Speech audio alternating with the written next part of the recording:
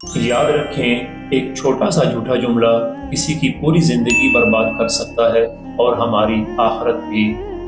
आज मैं आपसे एक ऐसे गुनाह पर बात करना चाहता हूँ जिससे माशरे में जिंदगियां बर्बाद हो जाती हैं, रिश्ते टूट जाते हैं और इज्जतें पामाल हो जाती हैं। और वो है बहतान, यानी किसी पर झूठा इल्जाम लगाना।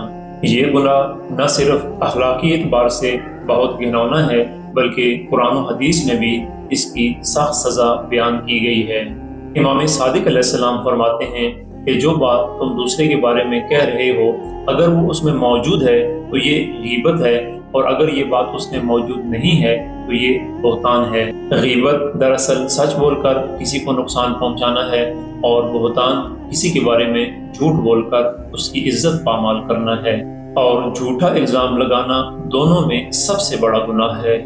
कुरान मजीद में बहतान के बारे में बहुत सख्त मज़म्मत की गई है। सूरह नूर में अल्लाह तबारक व तआला का फरमान है कि जो लोग पाक दामन बेखबर मोमिन औरतों पर तहमत लगाते हैं वो दुनिया और आखिरत में मलऊन हैं, और आखिरत में उनके लिए बड़ा सख्त अजाब है।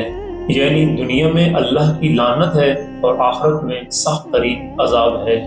ये आयत हमें बताती है कि बहतान सिर्फ एक झूठ नहीं है, बल्कि एक ऐसा जुर्म है जो अल्लाह की लानत को दावत देता है।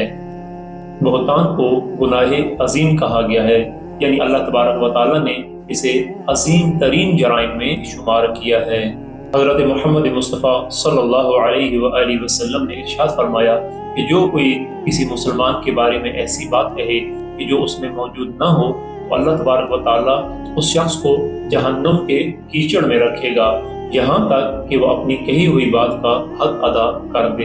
इमाम अली अलैहिस्सलाम ने इरशाद फरमाया कि बहतान बदतरीन जुल्म है। इमाम जाफर सादिक अलैहिस्सलाम फरमाते हैं कि बहतान सब गुनाहों से बढ़कर गुनाह है।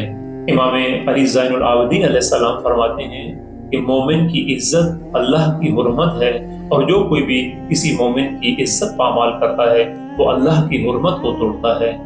आज हमारे मुआशरे में सोशल मीडिया से लेकर घरेलू गुफ्तगू तक इल्जामात मामूल बन चुके हैं, लेकिन याद रखें कि एक छोटा सा भी झूठा जुमला किसी की पूरी जिंदगी बर्बाद कर सकता है और हमारी आखिरत भी। लिहाजा अल्लाह के अजाब से बचने के लिए अपनी जुबान को रोक कर रखें और बगैर तहकीक के कोई बात न किया करें।